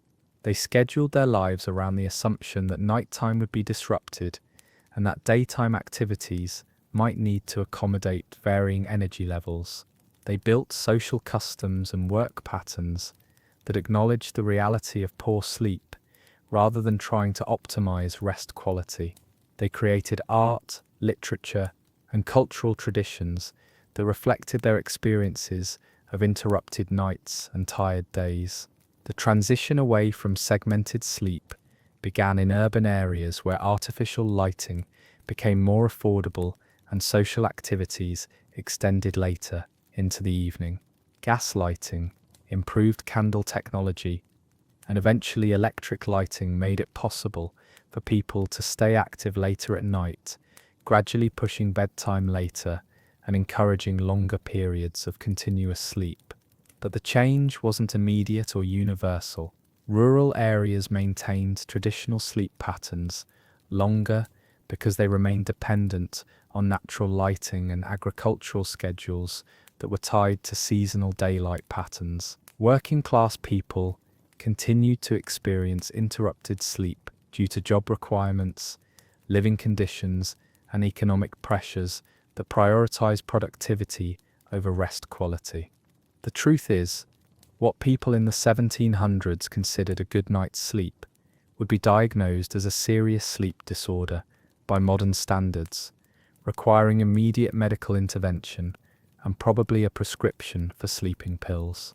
The combination of discomfort, disruption, noise, smells, temperature extremes, and social expectations created sleep experiences that were more like survival exercises than rest periods.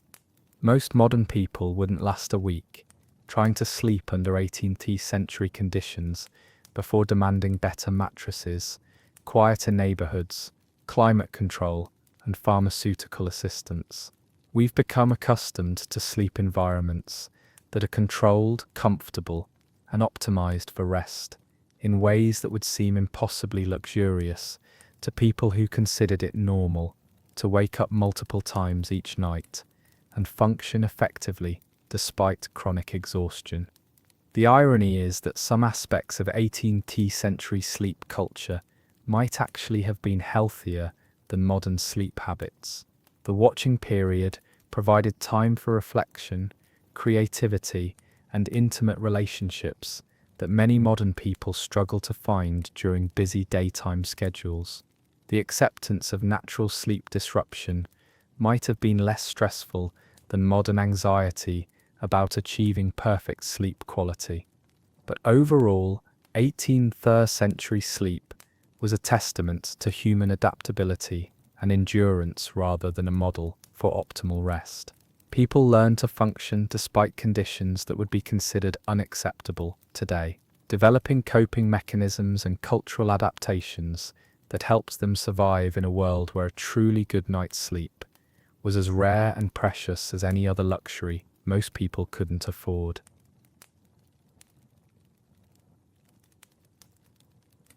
The chapel itself is an acoustic instrument, more complex and sophisticated than anything modern concert halls can replicate. The soaring stone arches, massive columns, and vaulted ceilings weren't just architectural choices, they were carefully designed sound chambers that amplify, modify, and blend human voices in ways that create otherworldly audio experiences. The reverberation time in these spaces can stretch for 8 to 12 seconds, which means every note you hear is actually layered with echoes of itself, creating harmonic relationships and overtones that composers specifically wrote to exploit. You're standing on a stone floor that hasn't been warm since the building was constructed 3 centuries ago, pressed shoulder to shoulder with people who haven't bathed in weeks, breathing air thick with incense that costs more than most families earn in a year. And you're about to experience something that will fundamentally change your understanding of what music can do to a human soul. Welcome to listening to music in a medieval chapel, where every note carries the weight of eternity, and every silence threatens to expose your spiritual inadequacy to both God and your neighbours. It's early morning in the year 1347, and you've just entered the chapel of Sainte-Chapelle in Paris. Though the experience would be similar in countless other religious buildings across medieval Europe, where music served purposes that go far beyond entertainment or artistic expression. You're here not because you chose to attend a concert, but because participation in religious services is mandatory, socially enforced, and spiritually essential according to the worldview that dominates every aspect of medieval life. The music you're about to hear isn't performed for your enjoyment. It's designed to transform your soul, communicate with the divine, and reinforce the social and religious hierarchies that keep medieval society functioning. But this acoustic sophistication comes with challenges that would frustrate modern audiences accustomed to controlled sound environments. The stone surfaces reflect sound unpredictably, creating dead spots where you can barely hear the music, and acoustic hot zones where the volume becomes overwhelming. Your location in the chapel determines not just how well you can hear, but what you actually hear, as different voices and instruments become prominent or disappear entirely depending on where you're standing, relative to the performers and the architectural features that shape sound waves. You're not sitting in comfortable chairs with optimal sight lines and acoustic positioning. You're standing for hours on uneven stone floors that conduct cold directly into your bones, surrounded by hundreds of other people who are also trying to hear, see, and participate in religious observances that require their full attention and active involvement. The wealthy and powerful occupy positions near the altar where they can see and hear everything clearly, while common people like yourself are relegated to areas where the view is obstructed and the sound quality is hit or miss. The performers you're listening to are not professional musicians in the modern sense, but rather monks, priests, and trained singers whose musical abilities are considered secondary to their religious vocations. They've spent years learning to sing complex polyphonic compositions that require precise timing, perfect pitch, and the ability to maintain their parts, while other voices weave intricate harmonic patterns around them. But they're also human beings dealing with the same health problems, physical discomforts, and personal challenges as everyone else in medieval society. The Veni Creator Spiritus that opens the service isn't just a song, it's an invocation that's supposed to literally summon the Holy Spirit into the chapel, transforming the physical space into a meeting point between earthly and divine realms. The melody moves in ways that are designed to lift the human spirit above mundane concerns and create a sense of transcendence that prepares listeners for direct contact with the sacred. But if you're not familiar with the theological concepts being expressed, or if you're distracted by physical discomfort or social anxieties, the music might just seem strange, repetitive, and unnecessarily complicated. Brother Thomas, the lead cantor, is fighting off a cold that's been circulating through the monastery for weeks, causing his voice to crack on the high notes of the Kyrie eleison in ways that make the other monks wince, and the congregation wonder if God is displeased with their collective spiritual state. Brother Benedict, who normally sings the bass line with remarkable stability, is distracted by toothache that's been keeping him awake for days and making it difficult to concentrate on the complex rhythmic patterns that anchor the entire musical structure. The music itself bears almost no resemblance to modern compositions designed for entertainment or artistic expression. These are Gregorian chants, motets, and polyphonic masses created specifically to facilitate communication with the divine, express theological concepts that are too complex for ordinary language, and create emotional and spiritual states that prepare the congregation for religious experiences that might otherwise be impossible to achieve. The Latin texts are incomprehensible to most of the congregation, who speak various regional dialects and vernacular languages that have little in common with the ecclesiastical Latin used in religious services. You're listening to words that carry profound theological meaning, but unless you've received extensive religious education, which is available only to the wealthy and the clergy, you're experiencing the music primarily as sound rather than communication. The emotional impact comes from the melodic and harmonic relationships rather than from understanding what's being sung, which creates a completely different kind of musical experience than modern audiences expect. The performance practices would seem bizarre to modern audiences accustomed to polished, rehearsed concerts where mistakes are rare and technical difficulties are smoothly handled. Medieval chapel music is performed live, in real time, with no opportunity for retakes or corrections. When Brother Matthew forgets his entrance in the Sanctus and comes in 2 beats late, throwing off the entire polyphonic structure, the other singers have to adjust their parts on the fly to maintain harmonic coherence while pretending that nothing went wrong. But this linguistic barrier is actually intentional because the mystery and incomprehensibility of the Latin texts are considered essential to their spiritual effectiveness. Music that's too easily understood might encourage intellectual analysis rather than spiritual surrender, while texts that remain mysterious force listeners to rely on faith and emotional intuition rather than rational comprehension. You're supposed to let the music wash over you and transform your spiritual state without fully understanding how or why it's working. The instruments, when they're used at all, are primitive by modern standards and prone to technical problems that can derail entire performances.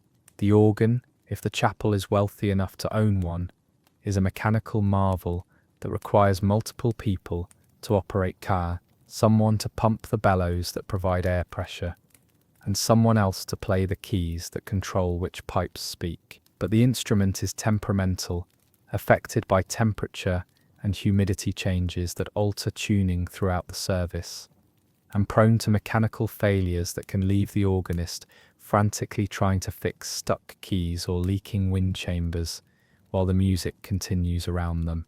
But here's where medieval chapel music becomes truly alien to modern sensibilities. The relationship between performer and audience is nothing like what we expect from musical performances. You're not a passive listener consuming entertainment provided by professional musicians. You're a participant in a religious ritual where your spiritual state and active involvement are considered essential to the success of the entire enterprise. The monks and priests leading the music are facilitating your worship, not performing for your enjoyment, and your response is expected to be prayerful participation rather than aesthetic appreciation.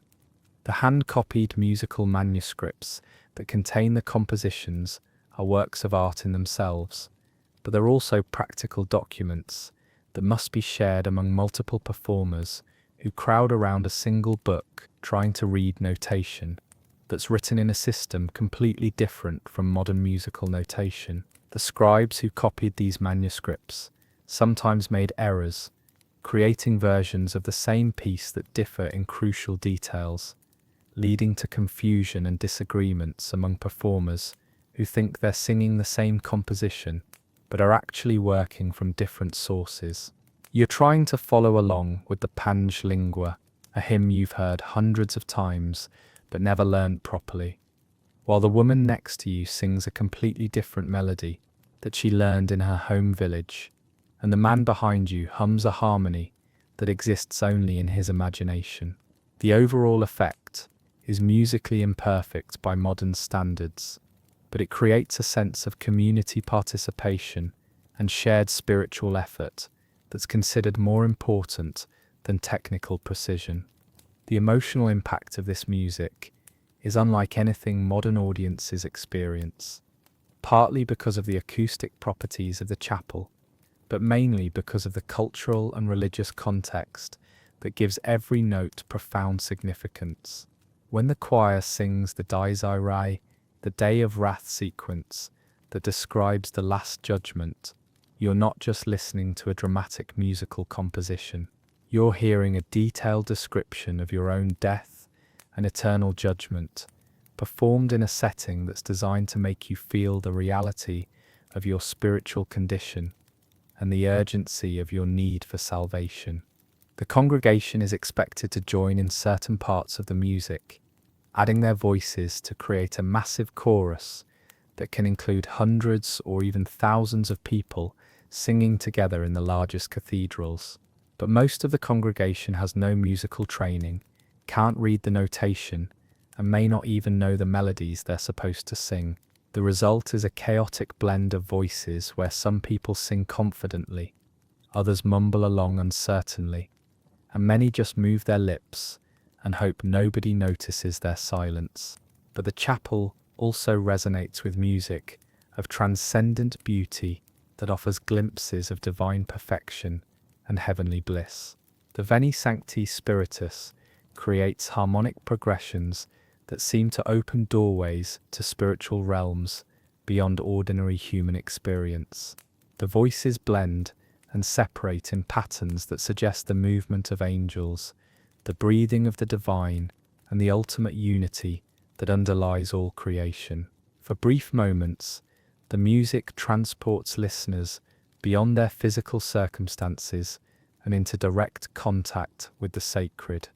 These transcendent experiences are intensified by the physical discomfort and sensory deprivation that characterize medieval chapel attendance. You've been standing for hours on cold stone, breathing incense-laden air that makes your eyes water and your throat burn, surrounded by people whose unwashed bodies create an atmosphere that would clear a modern room in minutes. Your physical discomfort makes you more receptive to spiritual experiences that offer escape from bodily limitations, and the beauty of the music becomes more powerful because it contrasts so dramatically with your physical circumstances. The terror that grips the congregation during the Dies Irae isn't aesthetic appreciation for Gothic atmosphere.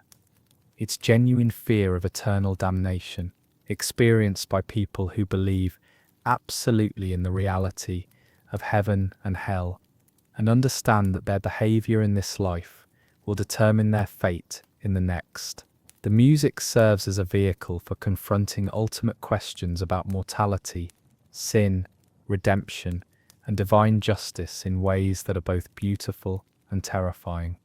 The incense itself plays a crucial role in shaping your experience of the music. The expensive frankincense and myrrh create clouds of aromatic smoke that are supposed to carry prayers upward to heaven, but they also create mild intoxication effects that alter consciousness and make listeners more susceptible to spiritual and emotional experiences. The combination of reduced oxygen, psychoactive plant compounds, and religious expectation creates altered states of consciousness that make the music seem to come from supernatural sources. The visual elements of the chapel enhance the musical experience in ways that modern concert halls rarely attempt. The stained glass windows filter natural light into colours that seem supernatural, creating an atmosphere where earthly and divine realms interpenetrate. The religious artwork, paintings, sculptures, and decorative elements provides visual representations of the theological concepts being expressed in the music, creating multimedia experiences that engage multiple senses simultaneously. But you're also dealing with practical distractions that would horrify modern concertgoers. Children cry, adults cough and sneeze, dogs wander through the chapel because pets are welcome in religious services, and various social and business interactions continue in whispered conversations throughout the musical performances. The medieval understanding of appropriate behavior in sacred spaces is very different from modern concert etiquette, and the line between religious observance and social gathering is much more fluid. But beneath all the political posturing and social maneuvering, the music creates genuine spiritual experiences that transform people's understanding of themselves and their relationship to the divine. The mathematical precision of polyphonic compositions reflects medieval understanding of divine perfection and cosmic order. The harmonic relationships that seem to emerge from chaos mirror theological concepts about unity underlying diversity. The temporal structure of the music, with its careful balance of repetition and development, provides metaphors for spiritual growth and the cyclical nature of religious life. Wealthy patrons interrupt the service to make donations, conduct business, or display their social status through elaborate clothing and jewelry that's designed to attract attention rather than encourage spiritual focus. Political disputes simmer beneath the surface as rival families and factions use religious services as opportunities to display their power and settle scores through carefully orchestrated demonstrations of piety and wealth. The music itself becomes a vehicle for political and social messages that have little to do with religious devotion. When the Duke of Burgundy endows a new polyphonic mass, the musical complexity and expense serve as demonstrations of his wealth and power rather than expressions of spiritual devotion. The composers who create these works are as interested in impressing potential patrons as they are in serving God, leading to musical arms races where religious institutions compete to commission the most elaborate and technically demanding compositions. You're experiencing music that's designed to work cumulatively over years and decades, creating associations and emotional responses that deepen with repeated exposure. The pange lingua that seemed confusing and alien during your first chapel visit becomes a beloved companion that triggers profound spiritual memories after you've heard it performed in dozens of different seasons and contexts. The musical phrases that initially seemed arbitrary gradually reveal their theological logic as you develop greater familiarity with the religious concepts they're designed to express. The seasonal cycle of the liturgical year creates an annual rhythm of musical experiences that shape the emotional and spiritual lives of entire communities. The penitential music of Lent, with its austere melodies and sparse harmonies, prepares listeners for the explosive joy of Easter celebrations, where the chapel erupts in musical complexity that mirrors the theological significance of the resurrection. The gentle, contemplative music of Advent creates anticipation for Christmas celebrations that transform the same musical themes into expressions of overwhelming joy and wonder. The social dynamics of chapel music create communities of shared experience that extend far beyond individual religious services. People who worship together regularly develop musical relationships that influence their social and economic interactions throughout the week. The merchant who sings bass in the chapel choir becomes a trusted business partner because his musical reliability suggests personal integrity. The noble woman who consistently arrives late and disrupts the musical flow earns a reputation for selfishness that affects her social standing in the broader community. The technical challenges of performing this music would overwhelm most modern musicians who are accustomed to standardized notation, predictable instruments, and controlled acoustic environments. Medieval singers had to memorize hours of complex, polyphonic music, maintain perfect pitch without instrumental accompaniment, and adjust their performance in real time to accommodate acoustic properties that varied with weather, attendance, and seasonal changes in the building's temperature and humidity. The requiem masses that commemorate the dead create particularly powerful experiences where music becomes a vehicle for processing grief, confronting mortality, and maintaining connections with deceased community members. The dies irae that terrifies the living becomes a prayer for the dead, asking for divine mercy on souls who are still being judged in purgatory. The musical beauty that offers comfort to mourners also serves as a reminder that earthly beauty is temporary and that ultimate fulfillment can only be found in divine union. But the most profound aspect of medieval chapel music is its relationship to mortality and eternity. Every performance takes place in buildings that contain the tombs of previous generations, surrounded by artwork depicting death, judgment, and afterlife, in the presence of relics that connect the living community to saints who have already completed their earthly journeys. The music serves as a bridge between temporal and eternal realms, offering glimpses of heavenly perfection while acknowledging the reality of human mortality and spiritual struggle.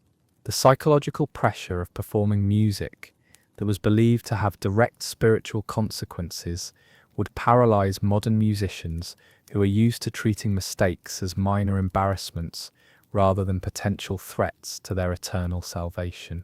When Brother Anselm cracks on the high note of the Kyrie, he's not just making a musical error, he's potentially disrupting the entire congregation's spiritual communion with God, and he'll spend the rest of the service wondering if his technical failure reflects some hidden sin or spiritual inadequacy. The truth is, listening to music in a medieval chapel was nothing like attending a modern concert or religious service. It was a physically uncomfortable, socially complex, spiritually intense experience that demanded active participation, faithful endurance, and surrender to forces beyond individual control. The music wasn't designed to entertain or impress, but to transform souls, facilitate divine communication, and create communities of shared spiritual experience that could survive the hardships and uncertainties of medieval life. But the rewards of successful musical performance in medieval chapels went far beyond artistic satisfaction or professional recognition. Musicians who could consistently facilitate transcendent spiritual experiences became essential members of their communities, respected for abilities that were considered supernatural gifts rather than learned skills.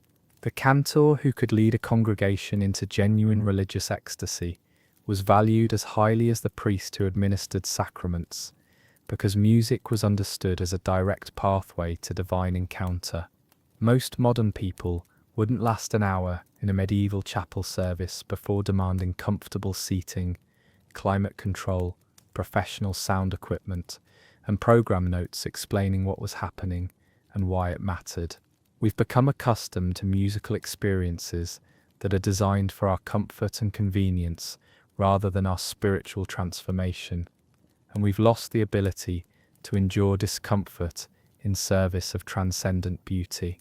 But those who could adapt to the demands of medieval chapel music experienced something that's almost impossible to replicate in modern contexts: direct encounter with the sacred through sound, in community with others who shared their deepest beliefs and values, in settings that were designed to facilitate transformation rather than entertainment. The music that emerged from these conditions created some of the most sublime artistic achievements in human history, compositions that continue to move listeners centuries later, despite being removed from their original context and purpose.